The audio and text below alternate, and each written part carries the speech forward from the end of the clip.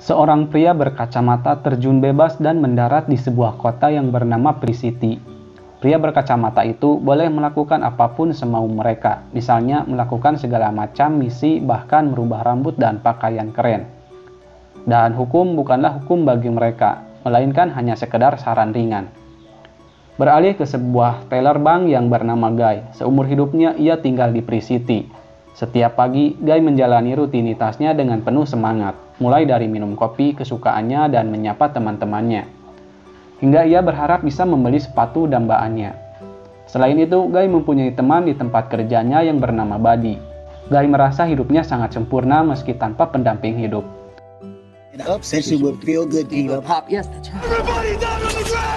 Di sudut kota ada seorang gadis yang sedang bertransaksi dengan pria bertopeng. Gadis itu membeli sebuah peta darinya. Dalam perjalanan pulang, Guy berpapasan dengan si gadis yang sambil menyanyikan sebuah lagu yang ia sukai. Guy nampak terpesona oleh si gadis itu dan ia rasa telah menemukan tambatan hatinya. Buddy mencegah Guy yang akan menghampiri si gadis karena ia berkacamata. Namun Guy tetap memaksa. Beralih ke dunia nyata, rupanya sepenggal cerita tadi ada di dalam sebuah game yang bernama Pri-City. Dan gadis tadi adalah Millie, orang yang membuat game itu. Dan Millie sedang menggugat sang penerbit dan sedang mencari kode yang disembunyikan di dalam game itu.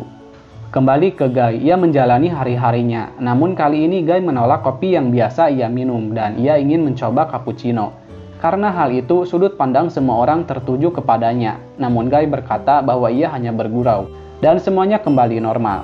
Seperti biasa, para perampok datang, tetapi kali ini Guy terlihat sangat lesu, namun moodnya seketika berubah setelah melihat Millie. Buddy kembali mengingatkannya bahwa usahanya akan percuma karena gadis itu berkacamata. Seolah mendapat ide, Guy bertekad akan mencari kacamatanya sendiri.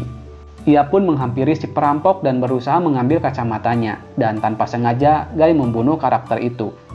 Guy berlari keluar dan memakai kacamatanya. Alangkah kagetnya ia saat memakai kacamata itu. Semuanya terasa seperti di dalam video game.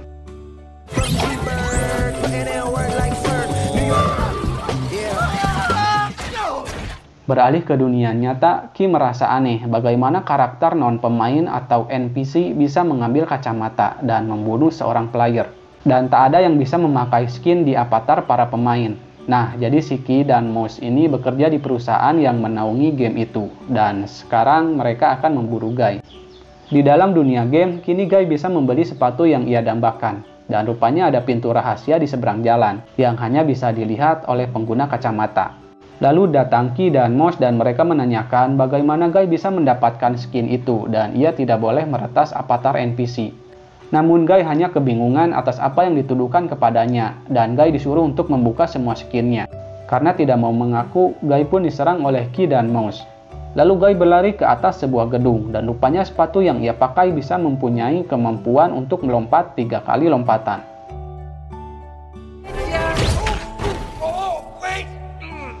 Dengan segera Ki mengejar Guy yang sudah kehabisan lompatannya. Karena tersudutkan, Guy melompat dari atas gedung itu, namun ia tidak bisa lolos dari kejaran mereka.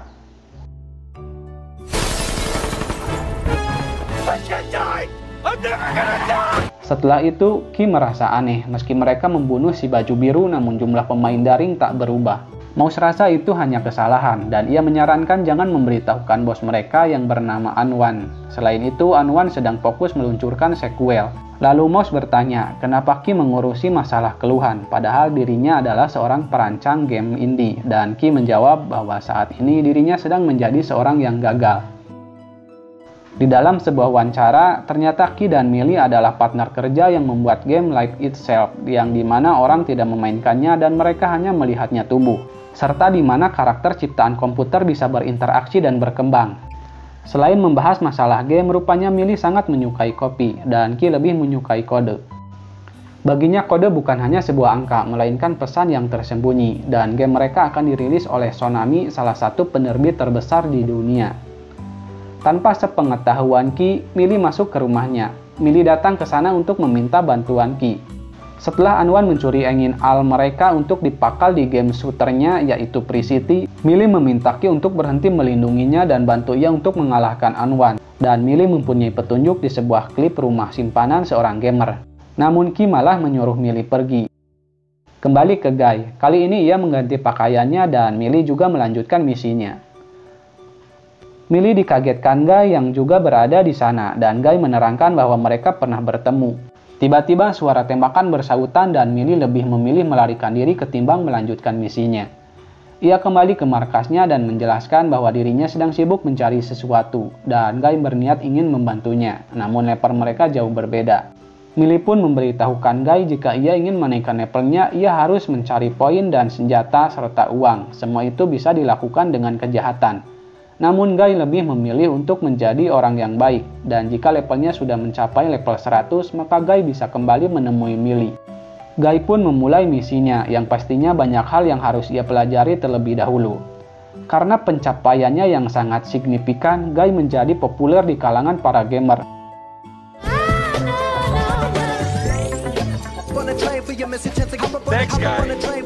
Dan mereka bertanya-tanya siapakah dia hanya dengan menjadi orang baik namun levelnya naik dengan cepat. Ketenaran Guy pun telah merambah ke seluruh negeri.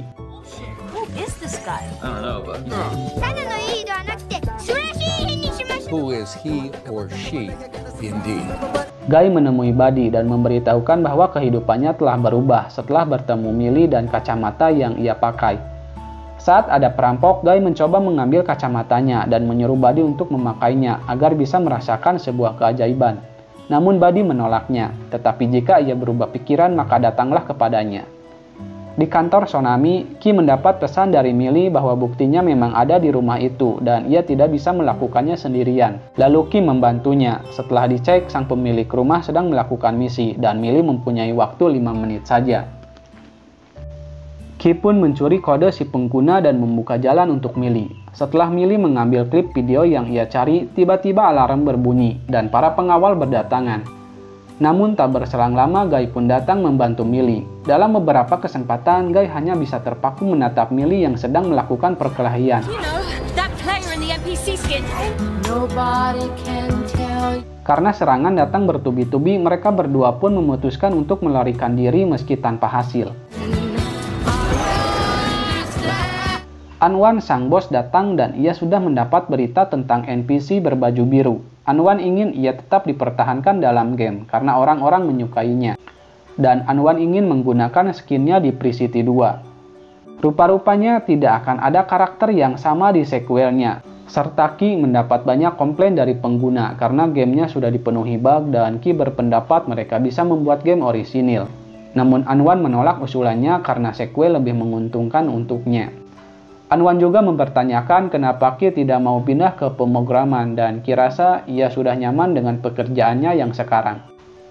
Kembali ke dunia game, Millie dibawa ke markas baru milik Guy. Ia juga sedikit bercerita bahwa Guy merasa terperangkap di dalam kehidupannya.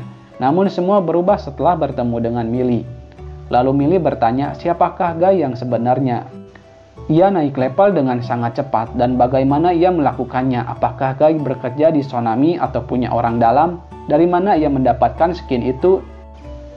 Namun Guy tidak bisa menjawabnya. Setelah itu Guy mengajak Millie untuk memakan es krim kesukaannya di sudut kota, dan ia memesan es krim yang sama-sama disukai Millie. Millie rasa Guy pria yang lucu dan ia menyukainya. Di sana juga terdapat ayunan yang merupakan permainan yang sangat disukai Millie waktu kecil.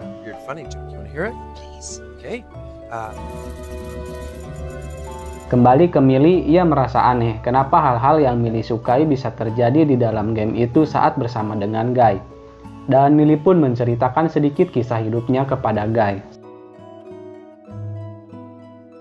Setelah Guy mencium Millie, Millie izin pergi karena ada seseorang yang datang dan Millie harap mereka bisa bertemu di dunia nyata.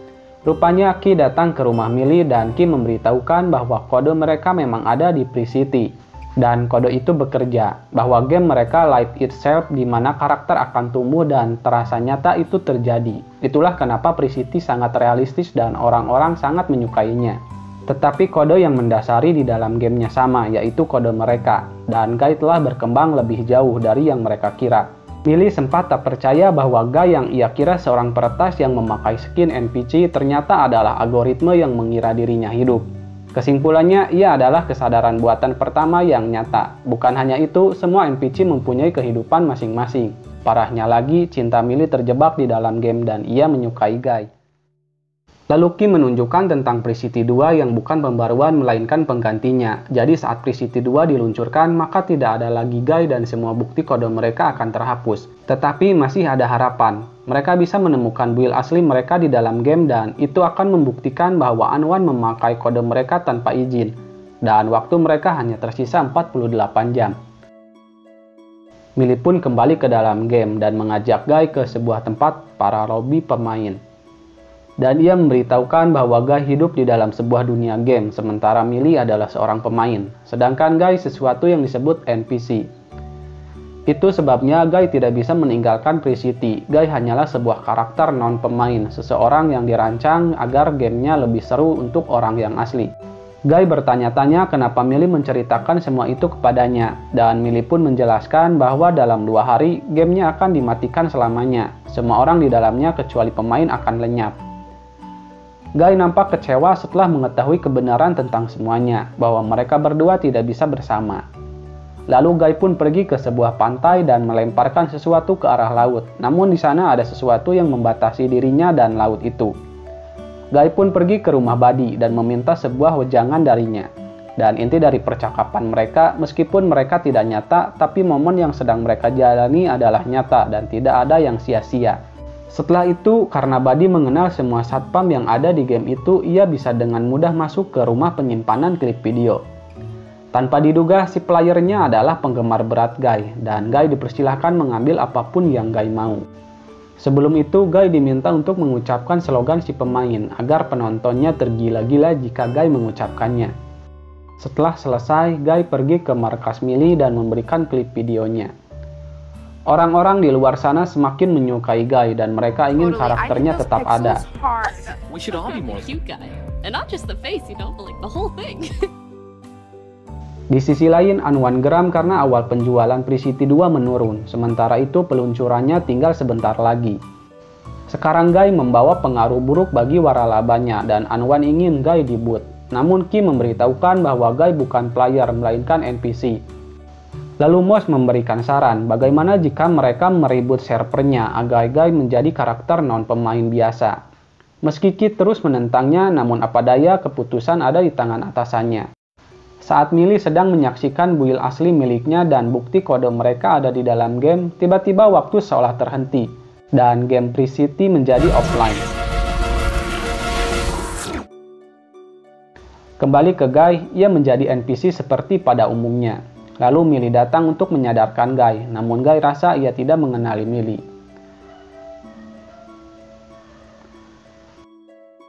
Lalu Key menghubungi Millie, ia menemukan kode Guy bahwa reboot tidak menghapus perkodean AL-nya. Kemudian ia menjelaskan bahwa pada dasarnya Guy dirancang tak pernah berhenti berharap dan dia akan menemui gadis impiannya. Jadi Key mendasari gadis ini dari seseorang yang selalu ada di sebelahnya di setiap harinya dan tidak lain ia adalah Millie. Jadi disimpulkanlah bahwa Millie adalah kodenya dan Key rasa Millie bisa melakukannya lagi. Tanpa pikir panjang, Millie langsung ke dunia game dan membawa Guy serta memaksanya untuk kembali mengingat kenangan yang terlupakan. Setelah Guy ingat semuanya, ia menunjukkan sesuatu yang sering ia lihat di pagi hari. Dan kini Millie tahu bahwa build mereka disembunyikan di seberang ufuk, tetapi Anwan lupa menghapus pantulannya. Millie pun langsung memberitahukan Key dan Key menyuruh Millie untuk ke pantai Hitman, sisanya biar Key yang pikirkan. Bukan hanya itu, Guy mengumpulkan para warga dan memberitahukan apakah mereka tidak muak hidup sebagai sampingan, terus ditembaki dan disandra, serta lain-lainnya. Guy mengajak mereka untuk mengubah kehidupan mereka. Intinya mereka tidak perlu menjadi penonton terhadap hidup mereka sendiri, dan mereka bisa menjadi apapun yang mereka mau, dan pikiran mereka pun mulai terbuka. Sementara itu, para pemain menjadi kebingungan karena karakter para NPC hilang entah kemana. Begitupun dengan Anwan, tetapi sekarang ia tahu bahwa Millie berkeliaran di Pre-City. Sekarang Anwan menyuruh Moss untuk membunuh karakter Millie di game dengan 5 lencana. Namun Moss menjelaskan bahwa saat ini para NPC seperti sedang mogok kerja. Tak kehabisan akal, Anwan menyuruh Mouse untuk mematikan respawn meskipun semua pemain yang mati akan mati selamanya. Dan penghancuran pun dimulai. Kita tinggal diam. Ia juga membantu Millie dengan keahlian yang ia miliki. Anwan memutuskan untuk mengeluarkan NPC yang ia sebut Dude. Dikarenakan kesal, Anwan juga memanggil Ki ke kantornya. Ia mengungkapkan jika dirinya merilis game buatan Ki yang menurutnya bodoh, pihaknya akan rugi besar. Tetapi mereka tidak tahu gagal atau tidak karena belum mencobanya. Ki marah kepada Anwan dan menanyakan bagaimana dengan profit yang Anwan dapat dari karya Ki dan Millie. Karena sudah muak dengan tingkahnya, Ki ingin mengakhiri semua itu. Lalu Anwan memberikan perintah kepada Mouse untuk merebut semua pemain. Dan kini Millie menyerahkan semuanya kepada Guy. Ia berharap Guy bisa menemukan builnya dan memberitahukan bukti itu ke seluruh dunia. Di sisi lain, Ki menyiarkan perjuangan Guy secara langsung. Saat bersamaan, Dude yang berbadan besar dan berwajah sama dengan Guy datang menghajarnya. Buddy juga menghampiri Guy dan berniat akan membantunya. Guy sempat terpojokan, namun ia kembali kuat setelah memakai kacamata ajaibnya. Akan tetapi, Guy kembali terdesak dan para penonton mulai cemas. Beruntung ia mendapatkan sebuah ide dengan memakaikan kacamata itu kepada Dude. Karena sudah hampir kalah, Anwan menghancurkan server game Free City. Saat bersamaan, Mouse menyadari bahwa Anwan telah mencuri game miliki. Ia memutuskan untuk berhenti bekerja pada Anwan. Di sisi lain, Guy dan Buddy pun terjebak. Buddy yang sudah tidak bisa kemana-mana, ia masih sempat menyemangati temannya itu, dan ia pun menghilang. Semua orang terdiam di saat Guy telah sampai di ujung jembatan. Lalu ia pun menghilang, dan mereka kembali bersorak setelah Guy menginjakan kakinya di dalam build asli milik Ki dan Millie.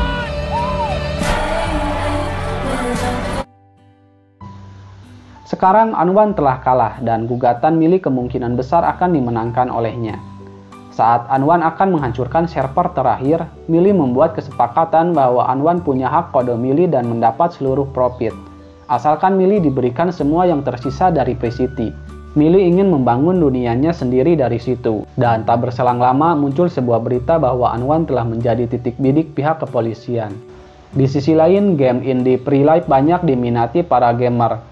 Lalu Mouse menyuruh Ki untuk mengungkapkan perasaannya kepada Millie. Seolah tidak peka, Millie lebih memilih bermain game untuk bertemu dengan Guy yang ia sukai. Di dalam game, Guy mengungkapkan semua bahwa mereka tidak bisa terus-menerus seperti itu. Guy pun mengungkapkan perasaannya bahwa ia mencintai Millie. Mungkin program dalam dirinya yang bicara, namun ada seseorang yang menulis program itu, dan Guy hanyalah sebuah surat untuk Millie. Lalu Millie mendapat sebuah video yang berisi vlog dari Ki bahwa Ki terinspirasi membuat Guy dari kepribadian Millie.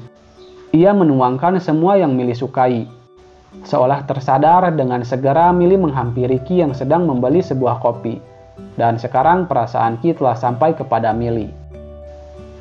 Di dalam dunia game, Guy dan Dude telah menjadi teman. Tetapi Guy merasa kehilangan sahabatnya yaitu Buddy. Saat sedang membicarakan tentangnya, tiba-tiba Buddy memanggil Guy. Rupanya ia masih hidup. Guy sangat senang dan sekarang mereka akan menjalani kehidupan yang baru. Dan film pun selesai. Bijaklah dalam menyikapi sebuah peristiwa. Sampai jumpa di video selanjutnya.